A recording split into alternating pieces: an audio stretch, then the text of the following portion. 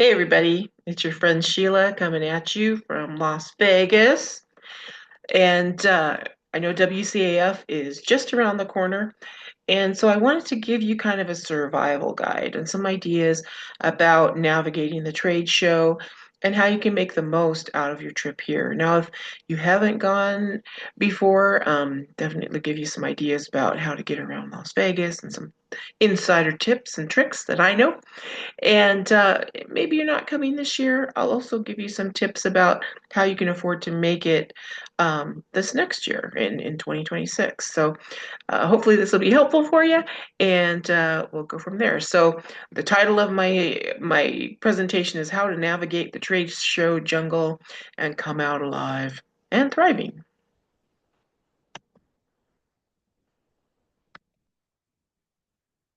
Maybe get my thing to go here. There we go. So, why should you go to trade shows? I get that question a lot, and I get it, especially, January is kind of a slow time. Sometimes we're worried about finances. So, why should I go? Well, number one, it's actually kind of fun. I really enjoy meeting with other framers, and they get all excited about the cool new mats and saws and things like that. That if I talk to my family about it, they get pretty bored. Um, and I also just really like meeting framers that I only know from, online media, and uh, and it's just kind of fun to talk and share some of the challenges that we have in common and make new friends. I've made wonderful friends at WCAF and other trade shows I've attended. So it's just been nice to talk to other people and especially to talk to other women in the framing industry as well. Also, believe it or not, by coming to Vegas, not that you're going to hit, a fortune on the roulette tables or at the blackjack tables, but if you take advantage of some of those vendor discounts that are offered, a lot of times you can recoup some of your show expenses. And a lot of these savings can carry over throughout the year to bigger profits. So WCAF is a great opportunity to meet with new and existing vendors, see new products, and hopefully score some good deals on some things that you need. Also, go back to school. There are some amazing classes at WCAF that I am so grateful for and have helped me learn so much about framing mechanics and also running a business. And my feeling is, that the standards and practices are always improving and changing in our industry. And we have responsibilities to our customers to be informed on the best way to preserve their artwork, the best materials that are available, and the best procedures that are new and different. It's also a really good opportunity to learn some new skills. And it just sort of gives you a little shot in the arm, a little boost. It renews your passion for framing and why did you get into doing this in the first place? Especially after holiday burnout. It's just nice to kind of regroup and remember. It's like, oh yeah, now I remember. I really love to frame. The other thing that I like is that you can make new friends. So I love meeting other framers, and I've been able to make some really good contacts as well. Um, if my business was struggling, I could contact some of my framer friends for advice, and vice versa. I'd get calls from folks to be like, "Do you know how to do this?" Um, and also, other framers have taught me some great tips and tricks that save me a lot of time and money and hassles. Can I afford it? It depends on what kind of year you had. I know it's only a week away, so maybe it's just not in the financial picture right now. But let me give you a little trick and tip about how, if you can't do it this year, how you could maybe do it next year.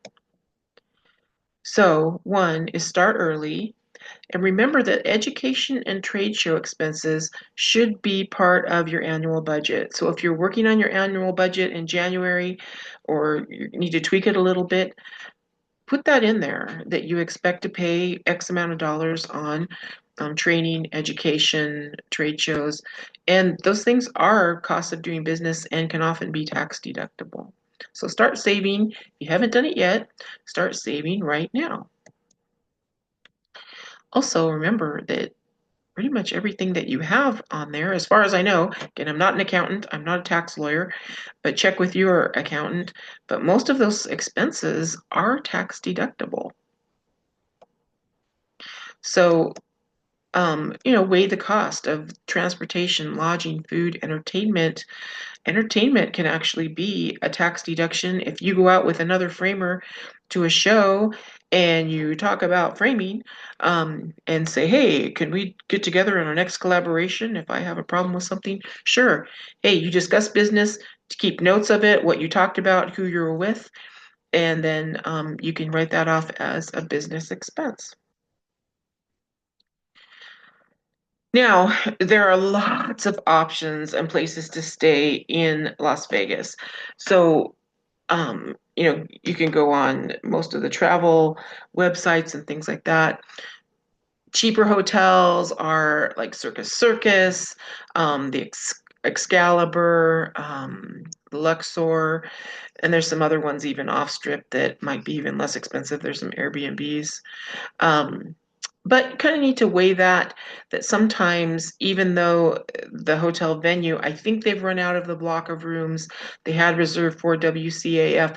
There are still rooms available, but you have to pay the higher price.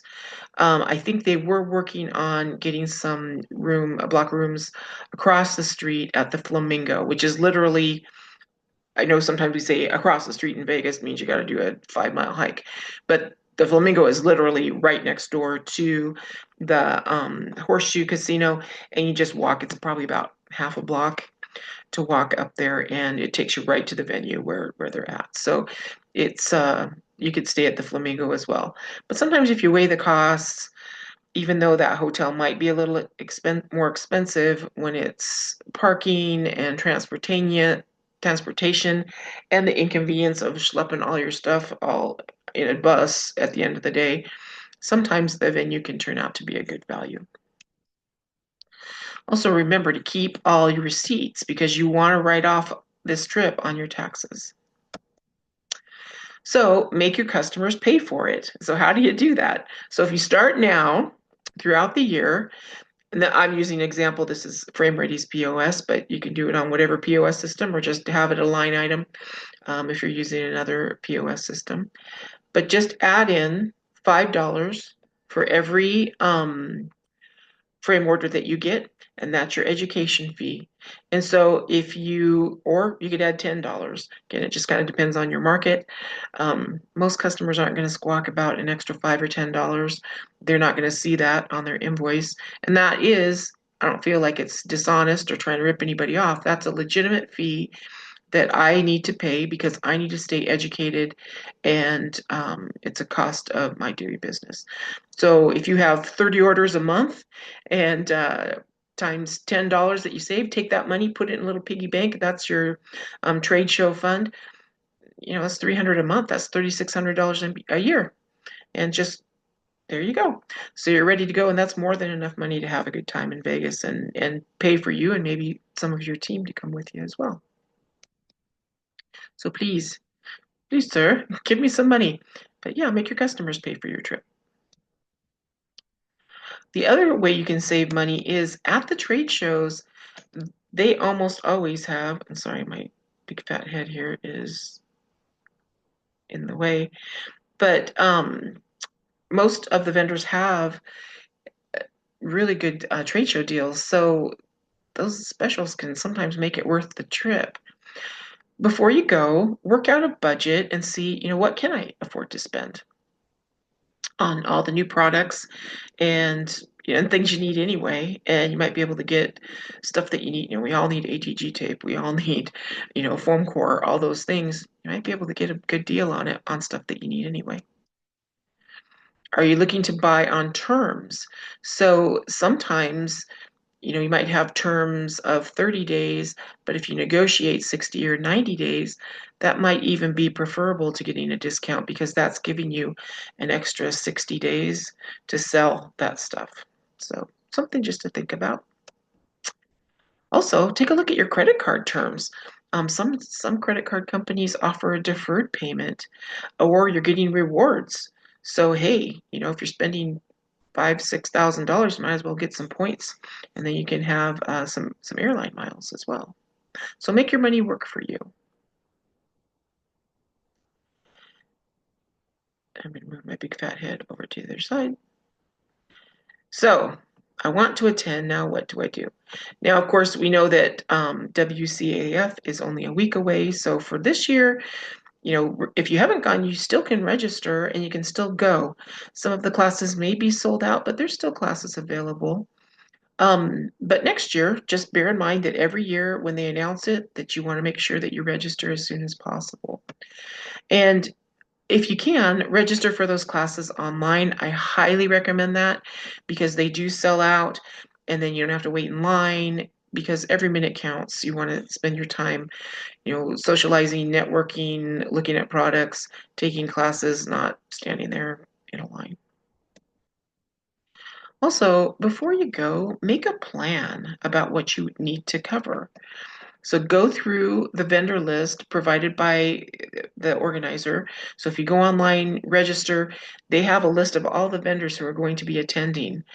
So I would say make a list of the people that you absolutely have to see at the show. And then the second part would be people who'd be nice to see, and then some of the other vendors that you're curious about. But make that list now so you don't waste time. It's easy to get distracted in there, and then you're like, oh dang, I needed to talk to such and such company and I totally forgot. See if you can make appointments with your must-see vendors in advance. So talk to your sales reps if they're going to be there. Um, Go ahead and make an appointment, and that way you won't waste time hanging around a booth waiting for a rep to break free and help you. I have worked in those booths at WCAF, and yeah, it's nonstop. It's really hard to get a break, and you see someone waiting in line to talk to you, and you're like, "Hi, I'd really like to talk to you, but I got this other person. I'm so sorry."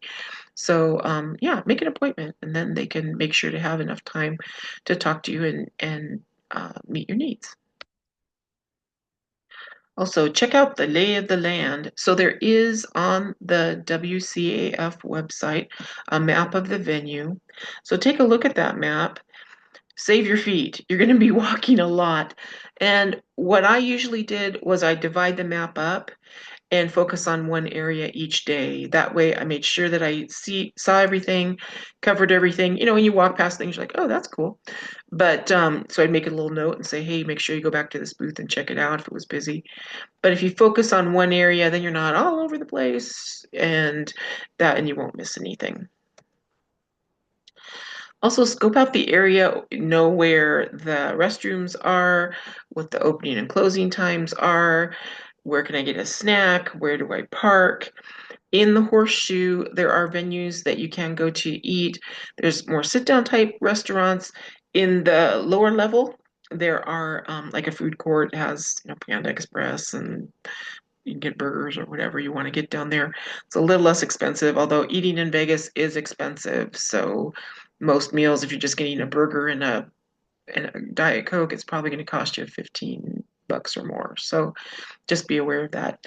Parking is not free at the Horseshoe, so if you are driving there, it does cost $25 to park there on the weekend. So just be aware of that you will have to pay for parking. Even if you're staying in the hotel, they still charge you. It's a big controversy here in Vegas. A lot of the local people are pretty upset about that. The other thing, this always helped me a lot when I attended trade shows, be ready to buy. So I would print up in advance a little business credit sheet. So this had all of my company's pertinent credit info, my business license number, my tax ID numbers, my bank info, my credit references, all those things.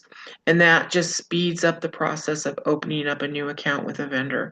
So if I had to fill it in, that's fine. I had that info, or I could just hand it, they'd staple it to my application for credit, and then I've got an account open with that company right away. So it's really handy to have that. I just kept them in a big manila folder in my bag, and then you just pull that out, you've got all the information, you're not trying to find it because it's kind of a time waster. What should I bring? So one, I would say bring a bag, a big bag. Some companies do give those out, but again, it's kind of a shopping bag. Um, I have, you'll see it when you come see me at the show. I have a little backpack on wheels, so that's always really handy, or a little half bag. Go ahead and bring those. I like the ones with wheels. It saves your back. And remember, if you're flying into the show, that all those wonderful airline weight restrictions on your luggage and carry-on. So it's easy to start collecting a bunch of junk. It's not junk, it's helpful catalogs and brochures and things that you need, but they get really heavy really fast. And so if you can, maybe get the vendors to email or send you a link to their online catalog. Saves you a lot of weight, saves you having to lug all that stuff around the entire show all day long. Also, your contact information. You're filling out stuff or filling out forms. I would just print out some labels on my computer with my, business name, address, and contact info. So when you're filling out forms for credit apps and things like that, it's really easy just to go stick it on there and you're good to go. I know some people even, I thought it was very clever. I saw someone who had a custom stamp, so they just put stamp and stamped all their info onto the credit apps. So that was kind of a cool thing. Make sure you bring business cards. And if you have some, check those and make sure that your contact information is up to date. Proofread them if you ordered them. I had a disaster happen when I was at a show in the UK, which was amazing. Yeah, we proofread them, but the printer actually left my email address off my business card, which was a little bit of a disaster. It still worked out, but it was really embarrassing, even though it wasn't my fault. We did proofread it and they sent us new cards for free. But yeah, that was embarrassing. So make sure that everything's perfect, up to date, and then people can get a hold of you. Also, there's some really handy apps on your phone that you can get that will scan business cards and it'll put that information into your contacts. So it's like magic. So do that, and or even I've even just taken a picture of business cards that I get, and I just put them in a little file in my notes section. Then I've got all my notes if I need to make a little note about this person or something that they do, or sometimes I'll put a description of the person so I remember their face, put the face with the name. So all those things. But yeah, those apps are really handy and don't be shy about using them.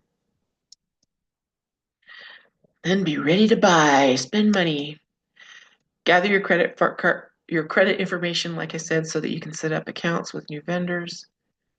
Also, anytime I did submit a credit application with a new vendor, I made sure that I got a copy of that so that I knew who I shared my credit information with, and then I could follow up on it later.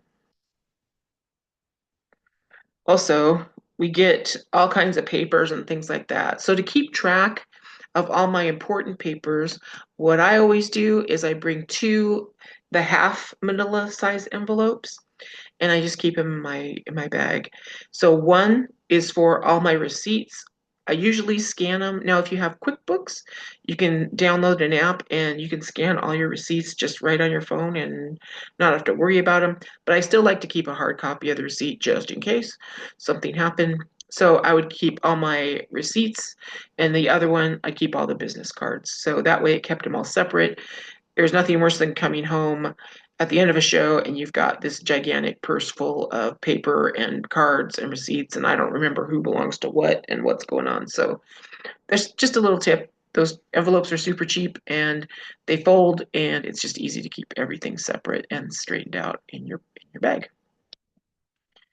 Again, you can download apps that scan receipts and business card information, and make sure that you do keep a hold of those, because all those receipts can be tax deductions. If you go buy a Diet Coke, if you go buy a hamburger, if you pay for parking, all those things, those expenses should be tax deductible because it's a business expense. The other thing you want to do in a trade show, you're either flying or driving in, it's exhausting, you're walking all day, you're talking all day. I kind of joke, I work the booths a lot at trade shows, and I love people and I love talking to my customers, but at the end of the day, I have a headache from being nice. So take good care of yourself. Make sure Las Vegas is a desert, and so you'll probably drink twice as much water as you normally would at home or should because it is so dry here and you're going to be talking a lot. So bring a couple bottles of water. You might want to pack a couple Cliff bars or Luna bars or whatever in your bag. Snag an apple or something from the breakfast, some fruit, just to keep your blood sugar up. And sometimes the venue's food options for healthy things are a little bit limited. And so you want to make sure that you keep your blood sugar, your energy up. Eat a piece of fruit and at least a couple vegetables every day if you can. But yeah, for sure, water, you're going to want to have a water bottle with you.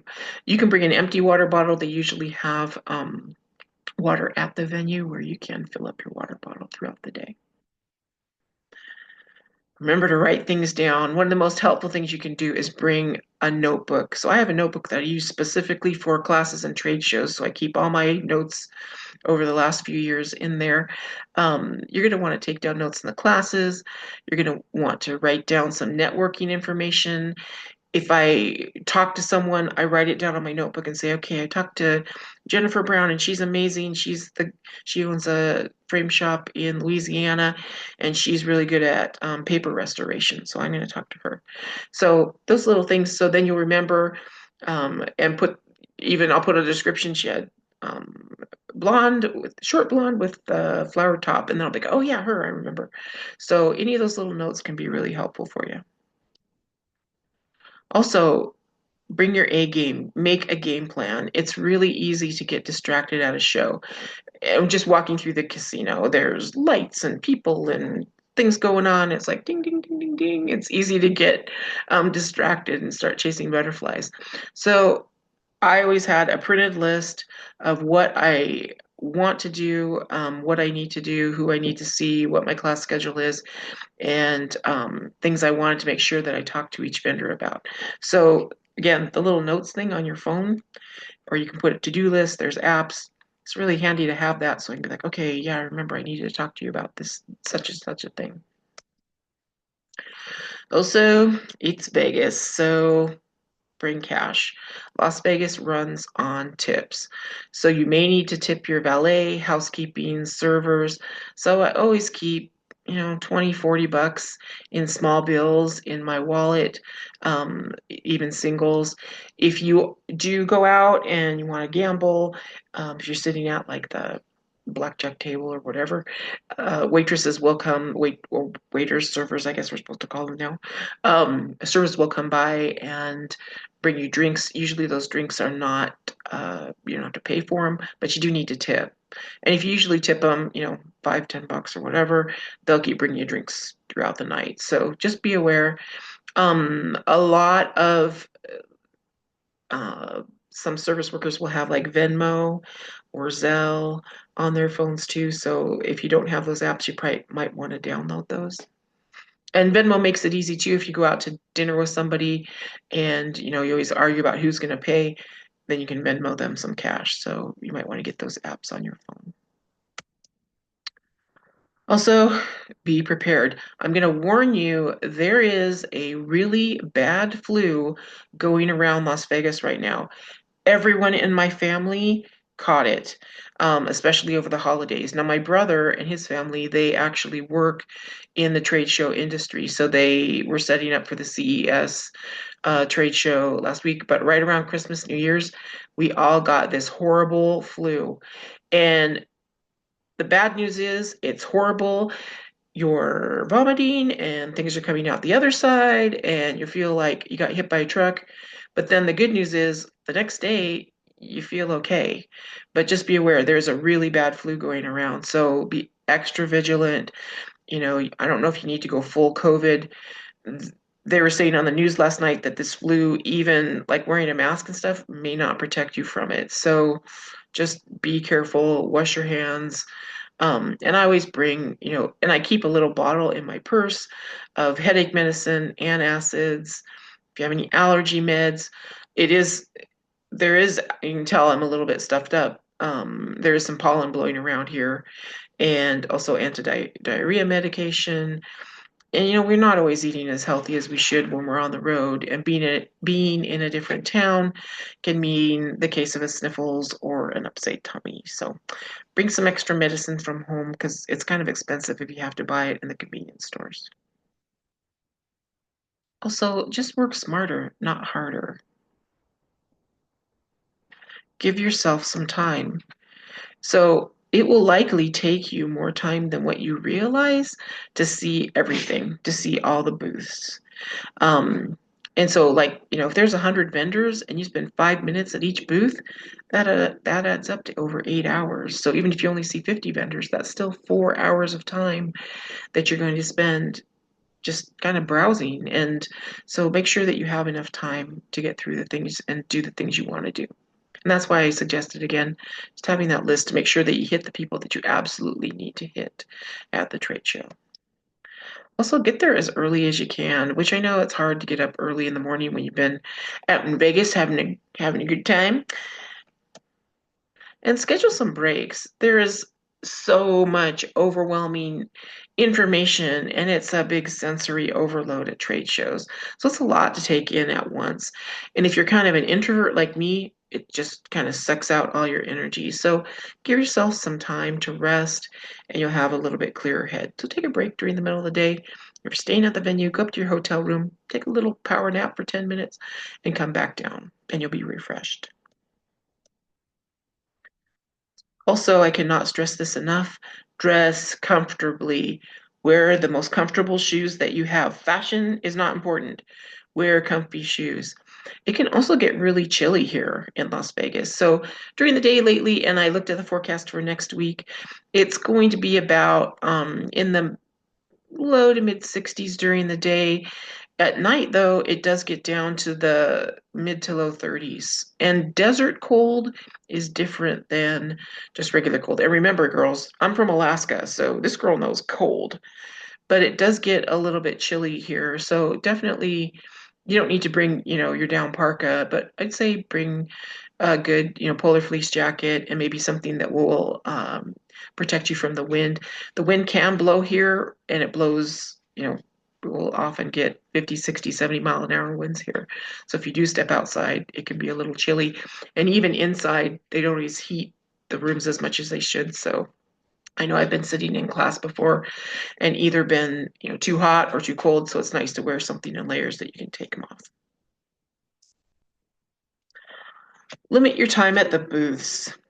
So set a timer for 15 minutes and keep those vendor interactions short and sweet. Don't monopolize the people who are working at the booth. Don't monopolize their time. Also, and like I said, be considerate to them. Um, as one, I'm coming to you, and this is maybe a little more honest than I probably should be, but I'm gonna be. It's exhausting working at the trade shows. I love it, but it's exhausting. And I love talking to my customers. I love seeing friends and clients and having people stop by, but make it short and sweet. This is not the time to talk. I had someone at a show come up and they wanted to start talking about just it was a customer service issue or whatever. And I'm like, I can't do anything about it. I'm here at the trade show. Did you call our main office? And well, yeah, I called the main office. I'm like, and you're not even in your shop, so I couldn't help you with this problem anyway. So why are we talking about it? Not the time or place. And I get it, they were upset or whatever, and I was trying to help, but be reasonable. And and if you have a complaint or something, yeah, sure, we want to hear it. But find is get the information you can, grab and go. If you need to set up an appointment later in the week to talk to them, do that. But don't monopolize the time at the show. They're not there to solve all your customer service problems. They're there to talk to people about their products. So be considerate, be nice, and but again, on the other hand, let me know. Let me absolutely reinforce and say that I love seeing my framing friends. I love seeing customers there. I love working with people. That's the fun part of doing a trade show is seeing all the people that you haven't seen in a year. So do come by, but just Short and sweet. Come by, say hi. We can meet up after the show for a drink or whatever and talk some more. And like I said, stick to your schedule. You can always come back to a booth later on, but try and make your interactions short and sweet. Saves your time, saves the people in the booth's time, and just makes it for a more pleasant experience for everyone. And like I said before, make sure you take advantage of those show specials and discounts. Those deals are really going to help mitigate some of the costs of attending the show and will hopefully increase your profits. Consider attending some of the out of venue events and dinners, tours. So this is a good opportunity to meet other framers and to have some fun. So I know they do like a dinner tour. We did that last year. It was really fun. We have a group, Framers Only has a group that meets. They're going to a Korean barbecue this year. So if you go on the Framers Only page on Facebook, there's details about that. So, or just get a group of friends together and go out and have a drink or four. It's Las Vegas, so go have fun. But it's nice to meet up with people. And then when I do a trade show, I really do try and do what I call finishing out my day. Because the biggest lie I tell to myself is that I will remember this if I don't write it down. I will not remember it if I do not write it down. So at the end of the day, the trade show's over. I run back up to my hotel room or in my house, in my case, since I live in Las Vegas, come back to my house and sit down and write up a review of what I did that day, who I saw, go through the business cards I collected, make any notes I need to do, things I want to purchase. If there's booths I want to revisit the next day, it takes maybe 15, 20 minutes to do that, but it makes me feel better because I feel like, hey, wow, I did a lot today, first of all. And then it helps me remember, what I was doing throughout the day and stay on track. And then after I've done that, I can go out and have fun that night and have a guilt-free evening. We'll get without work concerns haunting me, being like, oh, I really need to go back and think about this or that. So it makes it easy. Just take half an hour at the end of the day, relax, have a little drinky drink, and write down what you did that day, and you'll thank yourself later for doing that. Also, remember that what happens in Vegas doesn't necessarily stay here. So this part of the um, podcast, I'm going to talk about some street smart things about Vegas. As a person, I live here in Vegas part of the year. I also live in Alaska, so I'm kind of an expert. But be really careful, be street smart. There are really bad people in Las Vegas. Most people are really great, but the bad people are really bad. So be street smart. Don't be naive. There are bad people everywhere, and especially in the casinos, looking to take advantage. Now, casino security is really tight and they're really good, but there are pickpockets and scammers lurking everywhere. So keep an eye on your phone. You may even want to get like a little wristlet to keep your phone on you. So if somebody comes, if you're on the street, somebody grabs your phone and runs away, it's on your wrist and they can't make off with your phone. Um, and also same with your wallet. I usually don't take a big honking my whole wallet out whenever I go out in Vegas. I might take one credit card, my ID, and a little bit of cash, and that's it. So, and I have my iPhone, so I can use Apple Pay or whatever if I want to buy things. Most places here in Las Vegas take that. But yeah, don't bring a big wad of cash and all of your documents and information. Just leave that in the hotel safe. And limit your adult beverage intake because navigating your way through a noisy trade show with a hangover is not a fun experience.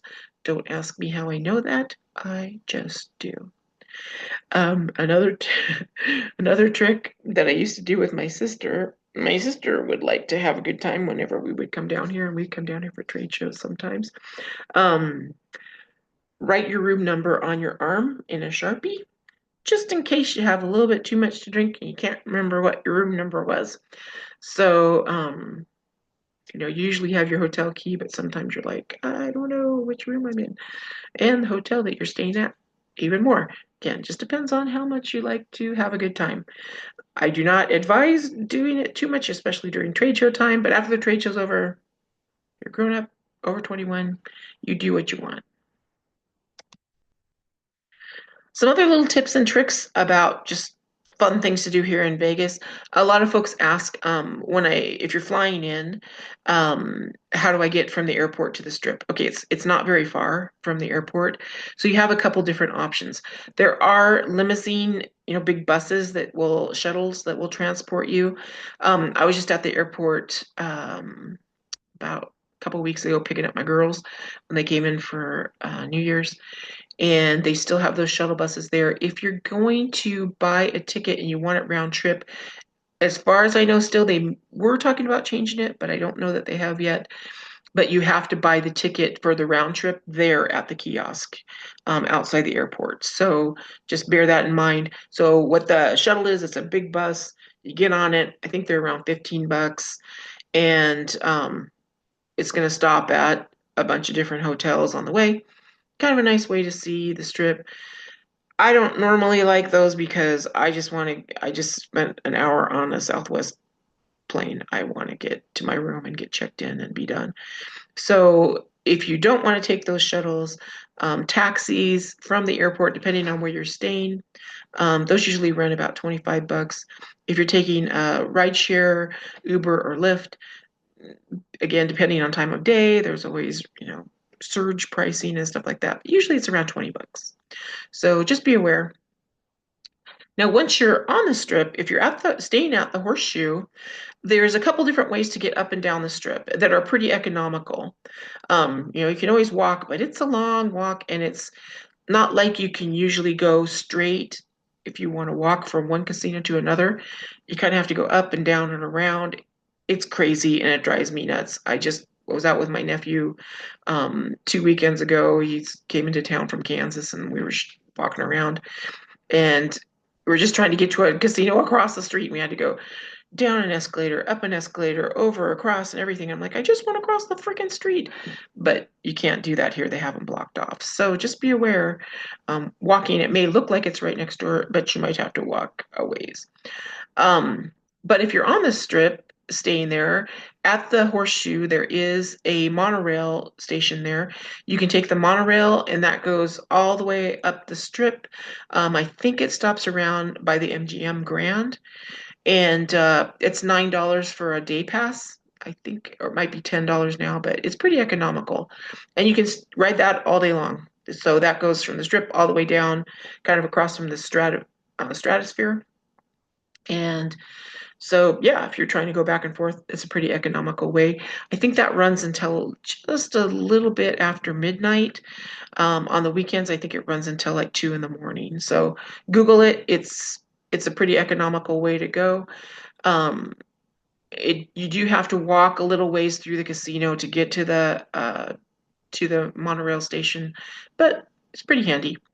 The other way that's kind of fun and crazy uh, to go up and down the strip is to take the bus. You'll see these big red double-decker buses. Those are called the Deuce buses, and they're pretty cheap. They're a couple $3. You can pay with a credit card or with Apple Pay or whatever, and that'll take you up and down the strip. And that goes all the way up and down the strip. So I think that one stops at the Las Vegas Outlet Mall that's on Las Vegas Boulevard, and that also there's another mall called Town Square. That's a nice place if you want to go shopping. There's also the Fashion Show Mall that's kind of kitty corner across from uh, the Horseshoe. It's right kind of next to Caesar's Palace. So that's a cool mall. They have bougie stores in there, but there's some fountains and statues that come to life and all kinds of crazy shows and stuff that they do there. Um, and of course, this goes without saying. Unfortunately, if you're going out and having a drink, watch your drink. Do not take your eyes off of it. Do not get up and go walk around and come back to your drink. I know people that have had really bad things happen to them. Someone put something in your drink. So guard that drink.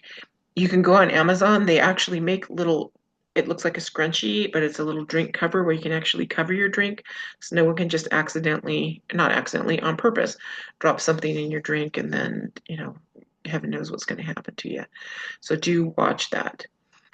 Another thing, this is my rant, resort fees. So when you check into any hotel, um, on the strip especially, you're going to pay what they call a resort fee. And that's in addition to your normal hotel rate that you just paid. Even if you go on Expedia and pay the whole hotel, you still have to pay anywhere from $25 to $50 a night extra for their resort fee, which is maddening in the wintertime because part of that resort fee is supposed to pay for the pool and you can go do that. We can't access the pool in the wintertime, but they still charge the resort fee. So, people here in Las Vegas were trying to get that to go away, but I don't think it's ever going to happen. And you cannot negotiate out of it. You have to pay it. If you don't want to, too bad. You have to pay it. They make you pay it. The only way to kind of bypass that is if you end up signing up for a players club and you've been coming to Vegas for a while and you're a high roller, then they'll waive that resort fee, but you got to pay it. So be prepared. You're going to have to spend probably 40, 30, 40, 50 extra bucks per day in that resort fee. And they put that hold on your credit card. So boo hotels in Las Vegas, but that's what they do. Another thing to be aware of that the hotels do that are kind of sneaky, if your hotel has a mini bar, do not touch anything. Don't take their waters out and put your own water in because they have a little sensor in there. And if you move anything in that mini bar, you're going to get charged for it. Yeah, hotels. Like they're not robbing us enough at the slot machines, right? But yeah, they need to take that. So be careful. Don't do that. There are some stores. There's some Walmarts and a Target just off in Flamingo, a couple miles off the strip. It may be worth it to take a cab or an Uber there or on your way from the airport. A lot of Uber drivers and Lyft drivers I know will happily stop at, a liquor store and you can get some of your own adult beverages or some water and things like that. That it's going to be a lot cheaper there than if you got it on the strip. You can also do Uber Eats, Instacart. They don't deliver to your hotel room, but they will meet you in the ride share area. And you can pick up, if you need something from the store, they will put that in there. But of course, that is an extra expense to have them deliver those things to you. Be wary of street vendors. It's kind of like if you haven't been to Vegas before, maybe you've been to New York and Times Square or other big cities. So they have all kinds of characters walking around, and that's part of the fun, right? Well, there'll be people dressed like monks, and they'll come up to you and be like, "Oh, here's a bracelet," and put that on your hand. And then they expect money, and they're going to be very aggressive about getting money from you. So just politely decline and walk away. They aren't monks, by the way. They're just random guys who dress up like it. Or you have a musician playing, like, "Here's a CD, take my CD," and then they're trying to get money out of you. You'll see guys stand on the corner with these little leaflets in their hand that have undressed ladies on them. Don't take those. That's trust me, you don't want to see that. So just be careful with anybody handing you stuff. Be careful of people selling water on the strip. Sometimes that's questionable where that water's coming from, and it's illegal. They're not supposed to be selling anything. Be aware if you're just sitting in a bar and you have some random stranger come up to you. If you're a guy, if a beautiful woman comes up to you and starts making conversation, as flattering as that is, unless you look like Jason Momoa, she probably is a working person and will probably expect you to reimburse her with some cash for her company. So, again, be very careful about that. And there's guys that do that to girls too. So, again, be very careful. Whatever you do is your business, but yeah, I would avoid that. And there's a myth that prostitution is legal in Las Vegas. It is not legal. It is highly illegal. The only place that it is legal is in a place called Pahrump that is about 40 miles outside of Las Vegas. So It's not legal. Be very, very careful, and for your own safety, just avoid it.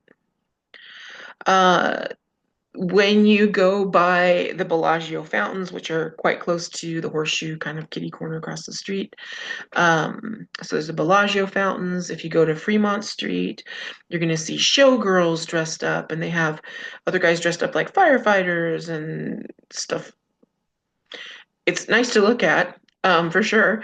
Uh, but if you but if you want to get your picture taken with them, like these folks in the picture, that's perfectly fine, but they want you to pay them to do that.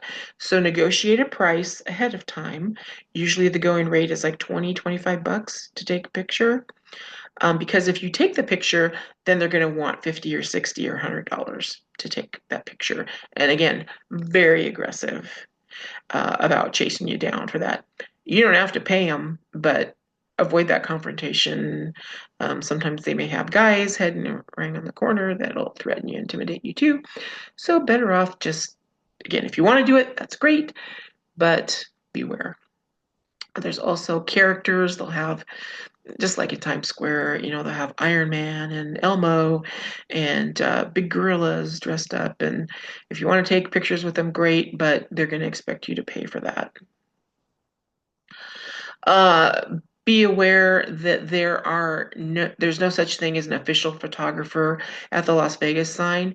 If you take the Deuce bus and go down to the Vegas sign, I'd suggest go really early in the morning because then that's when it's less crowded. If you want that picture. But there'll be people sometimes dressed like showgirls or Elvis or whatever. And same thing, if you want to take a picture with them, you absolutely can, but they're going to expect you to pay. But yeah, there'll just be a line you queue up, and then you can take a picture at the Vegas sign. Also, this is one of my biggest pet peeves in the hotels. So there'll be all these people all dressed all smartly, and they're usually wearing a blue blazer and a white shirt. Those are timeshare people. So they'll ask you almost always, how long are you in town for? Ooh, you want to go see a free show? Don't do it. Because they're trying to get you into a timeshare presentation that's going to take 20 hours. And yeah, you don't want to buy a timeshare in Las Vegas, folks. So don't do that. Um, Buying show tickets again, too, use some caution. You can do it right online through Vegas.com. The more traditional ticket selling venues like Ticketmaster, StubHub. Those are places where you can buy tickets for shows. You can go straight to the venue. If there's somebody playing at Mandalay Bay or whatever, you can go right to their box office and buy the ticket there. And that kind of bypasses some of the vendor fees. So if you want to save a couple bucks, there is one discount ticket place. It's kind of, I think it's by the M&M store down on the strip where you can get discounted tickets. But again, that's for shows that you're probably not going to get as good as seats or whatever. So it's best to just buy that online if you want to see shows. And there are lots and lots of shows to see in Las Vegas, and there's really, really good ones. So here's some things to do while you're in Vegas for fun. It's not all work. Have some fun, kids. So if you go to like the Vegas.com site, you can Google TripAdvisor. Here's some fun things that I like to do that don't cost a lot of money because, I'm not rich. So just for free, I love to people watch. You can just walk down the strip and it's a trip. But I like the fountains at Bellagio, of course, are beautiful, and they usually play, I think, starting around 3 o'clock in the afternoon. It is really pretty, and then they do it every 15 minutes or so. They'll do a show and they play classical music and they have the dancing fountains and stuff. I almost saw a duck get killed one time when he was standing too close to one of the jets that shoot out, and that was not pretty. So fun thing to do. It's just kind of pretty and relaxing. But when you are in the area, it is quite crowded, so you might want to get there, a little bit earlier in the day, and then you can watch it. Beware of pickpockets and stuff. You're enthralled watching the beautiful fountains, and then a pickpocket can come up and take something that's important to you. Right across the street from the Horseshoe, where the venue is for the trade show, there's a wildlife habitat there, and they have flamingos and little cute little critters to go take a look at. It's totally free. so you don't have to pay anything. They also have what they call the Siren Show at Treasure Island. The Sphere, that's what's on this picture here. That's the newer thing here in Vegas. So it's kind of cool to look at it. If you go up to the top level of the parking garage in the Horseshoe, you can get a pretty good view of the Sphere up close and personal. And so it's pretty cool to see. So they always have different themes on and emojis, and it's just fun. It's cool to watch. It's really cool. The Sphere does do tours of the inside, and they do this crazy techno show. Um, I haven't been able to go to it yet. It's kind of expensive, but I have friends who've done it and they love doing it.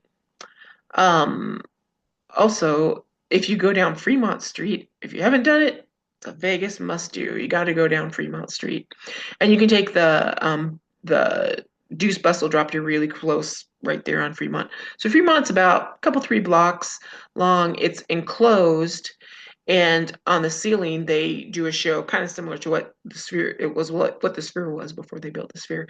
So they do these light shows intermittently and to Britney Spears songs or whatever. So it's really cool. They have a zip line to do. I have done that zip line many years ago when I was a little bit skinnier and had a couple of adult beverages with my sister. We went and did that. It was pretty fun. But it's kind of expensive, but hey, you get to fly over uh, Fremont Street and go wee. It's really fun. Uh, and then there's lots of free, just really good bands playing there and entertainment. So up until about 9 o'clock, it's more like PG rated. Again, just depending on what your sensibilities are. After 9 o'clock, and after midnight, it starts to get a little more adult themed. It's an amazing place to people watch. You will see people dressed in all kinds of crazy things and doing all kinds of crazy things. But they have, street performers and stuff like that. So it's a fun time. Um, One of my favorite places to go here in Vegas is if you go, it's again kind of kitty corner across the street from the Horseshoe. But if you go up through the Bellagio and a little bit further down the strip in the Wynn, they have conservatories, and it is amazing. Google it, it's beautiful. And I think they're just getting everything set up for Valentine's Day. So they have all these beautiful flowers and flower arrangements, and it's just amazing. And it's free. So, really fun thing to do. Another place I love in Las Vegas, one of my favorite places to go personally, is the Arts District. And they have a lot of really cool, funky little independent art galleries down there. They do, again, they have some performers, they have cool, funky bars with weirdo, crazy drinks with smoke, and it's amazing. It's also the area of Vegas, if you're concerned, that is a little bit more LGBTQ plus friendly. So in the arts district, and as we're framers, we love art, so it's kind of cool to go see what's going on. And there's gajillions of art galleries down there and all throughout the city. Some of them are more commercial galleries, but there's a lot of little independent galleries around as well. Uh, Another place that I really love is the Container Park. So the guy who owns Zappos, he passed away a few years ago, but he built kind of just a little bit past Fremont Street, what they call a container park. So they took shipping containers and made tiny little stores that they rent out to local artisans and they sell their stuff. And they've got a big playground in the middle. It's for kids during the day, but at night they open it up. And if you're a grown up, you can go play around the playground and nobody's going to judge you. They have a big kind of a music venue with a astroturf lawn in there and chairs so you can go sit and watch live music. They've got a giant praying mantis that breathes fire that's made out of metal. So it's kind of a fun place to go again if you're more artsy, trendy. So that's the container park. Another thing that is really, really cool too, that a lot of people, again, if you're more art oriented, Area 15. Now it's off the strip. You'll probably have to take an Uber to get there, but it's really cool. And you can Google it. It's hard to explain what it even is, but it's like this ginormous art installation in a place as big as an airplane hangar, and there's a couple different buildings around. There's art all over the place. It's free to go in, but if you want to participate in any of the exhibits and things they have in there, you do have to pay. Some of them can be a little bit spendy, but they're really cool. They have Mega Mart, so it's like a grocery store, but it's not. And they have secret passageways and slides and stuff you go down. And then there's a hidden bar down below there. So it's crazy. There's no way to really describe what it is, but it's kind of cool to go see. And there's art installations and things like that outside. So it's a kind of a little bit of the heart of the art center here in Las Vegas. Now, if you're going to be here for a couple days, again, you can, if you want to be expensive, they have helicopter tours. You can do of the strip at night. You can go to the Grand Canyon. Again, I've had friends who've done it and love doing it. I'm not rich enough to do that, but I've heard it's cool. And if you just rent a car, again, most hotels will have car rental desks right in the hotel, so it's pretty easy to rent a car for a day if you want. You can drive down to Boulder City and Hoover Dam. It's really cool. I love Boulder City. It's got all kinds of cool little antique shops. It's more like kind of a more traditional Main Street USA type community. They have a really good ice cream and fudge shop there. Tell them I said hi. And yeah, so that's a fun day. And Hoover Dam is really cool. It's interesting to see. They do a tour of the dam. They call it the dam tour, and you can go there. It's not super expensive, and it's kind of neat. And the aesthetic of it, it's neat because it's Art Deco revival, kind of in the 30s, and so it's amazing to see. It kind of reminds me of an old, what was the name of that old silent film, Utopia or whatever it was called. Um, no, I can't now. I can't remember. I'll remember it later. But it reminds me of just, again, Art Deco movement. So it's interesting to see the Hoover Dam. You can go. It's a few hours to drive to the Grand Canyon, but yeah, you can go see the Grand Canyon and check it out. It's not super busy during the winter time. Red Rocks Canyon is another canyon that is really popular. There's tons of hiking trails around Las Vegas. There's the Ethel M. Botanical Gardens. That's kind of cool. They're just revamping it, I think for Valentine's Day. So Ethel M is kind of a famous chocolate factory here in Las Vegas. So you can go walk around. They have these beautiful cactus gardens that are all lit up at night, and you can go there and then go get a cup of cocoa and have some chocolate at the factory. They have kind of a cool little cafe in there. So it's a fun kind of romantical date if you're bringing your sweetheart with you. Another thing that I just did recently, it's about 40-minute drive from Vegas, but it's the Nelson Ghost Town. So it's been featured in a lot of Old West movies.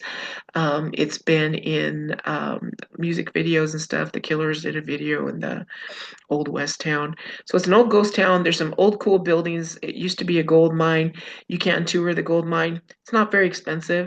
And if you're into that thing, it's kind of fun. We over New Year's we took the kids down there, grandkids. They had a ball. It was just a neat place to go. And then if you drive just a little bit further down the road, 5 or 10 minutes, there's a park, Nelson's Landing, and that's where the Colorado River flows through there. It's beautiful. It's like this big, beautiful canyon vista. Just a really nice place to be. You can hike down a little bit to the Colorado River and go check that out. So the kids had a blast doing that. I had fun, and it was just really neat. And a nice day out. And again, dress warm. Bring a jacket or two. Bring lots of water. And but it's a fun little trip to go outside of Vegas where it's not so Vegasy. The Springs Preserve, that's another place here in Las Vegas where they have it's a preservation area. They have lots of flora and fauna, really nice, easy hiking trails that you can go through and check out some of the more local things. Las Vegas, it's not all about the strip. In fact, most people who live here, myself included, we hardly ever go down to the strip. So there's a lot of other really cool, more culturally cool things to do here than just hanging out on the strip and throwing money in a slot machine. So I will be at the WCAF show. I'm going to be at the Framing POS booth with Mo Elias, or booth 1601. You can, now again, I need to clarify here, I am not employed by or any part of of Framing POS, but Mo has been gracious enough to allow me to be at his booth helping folks. So if you want to set up a consultation, we can talk about how your store is doing, areas that you need help in. And I give a free half-hour consultation to anybody. You can schedule an appointment with me. I'll put the link here on this page in the comments so you can schedule an appointment with me anytime. And I'm happy to talk to you for half an hour for free. We can talk about how your store is doing now, what vision you have for it in the future, and how I can help you get there. So I do pricing consultations. I do business operational consultations, employee training, management training, owner training. We all need it. So anything I can do to help make your business successful. So I'll be there at booth 1601. So I would love to see you. Please stop by and say hi, all my framing friends, because I love to see you. The other thing you may want to consider attending, again, I don't have a booth or I'm not getting compensated for this or anything, but I did like to attend the World Market Show when I came down for WCAF. So that goes from Sunday, which is the day that WCAF closes, all the way up until Thursday of that week. Even if you're not, if you only sell frames at your store and you're going to stay a day or two extra, really try and go to that show. It's free. You don't have to pay anything to go in there. You will want to take a cab or drive or take a Uber or Lyft there because it is a ways off strip. It's probably 10 minutes away from the strip. And it's this gigantic World Trade Center that's here in Las Vegas. So there's several buildings and a tent often, and it's a huge, huge, huge show. So same rules apply. Bring something comfortable to wear comfortable shoes, because I went there the last time. I didn't even cover barely one building because there's these big skyscrapers. They have multiple floors. It's a lot to see. And I sold, giftware and things like that in my shop. So it was nice to go there. But the other thing as a framer that I made a point of doing is going to the building that has all of every furniture designer in the world pretty much is there. And I think it's really good as framers. Frames are furniture. So go and check out and see what are the upcoming fashion trends in furniture. And normally, depending on where you're at, they may not hit for a year or two, but it's good to know what's that aesthetic. You know, 6 or 7 years ago, it was farmhouse chic, whatever. Now, mid-century modern is the big trend. Who knows what it's going to be next year? So it's good to take a look at that and say, hey, what are the upcoming trends? That way you can buy things a little bit smarter, start phasing out some of the things that are going to be going out of style. And you don't want to order a whole bunch of barnwood frames when maybe that's not going to be the style that's popular anymore. But again, maybe you do, depending on where you're at. So, but it's nice to know what the upcoming trends are. And you can buy things directly at the store. I found all kinds of cool little things. There's little small independent vendors there. I found some really cool stuff there that sold great in my shop. So it was definitely worth the trip. And again, it doesn't cost anything to go there, but same rules apply. I brought my information sheet with all my credit info on there, and a blank credit card ready to start heating it up. But I bought some stuff and yeah, it was great. So definitely would recommend going to the World Market. And that's at the World Market Center. Again, Google it. I'll try and put the link in the comments for that as well. So that's a fun show to go to. So if you're still here, I so look forward to seeing you in Las Vegas. Please stop by the Framing POS booth and say hi to me. I miss all my framing friends and can't wait to talk to you again. if you have any questions or whatever, again, I'll put my email is in my bio. You can email me directly if you want to set up an appointment with me after the show. I live here, so if you want to take some time, if you're going to stay for a day or two extra and would like to set up a meeting with me, I'm super happy to do that. And we can, talk about what's going to help your shop be more profitable in the upcoming year. So thanks very much for being here. Like and subscribe. And I hope to talk to you soon at the WCAF trade show.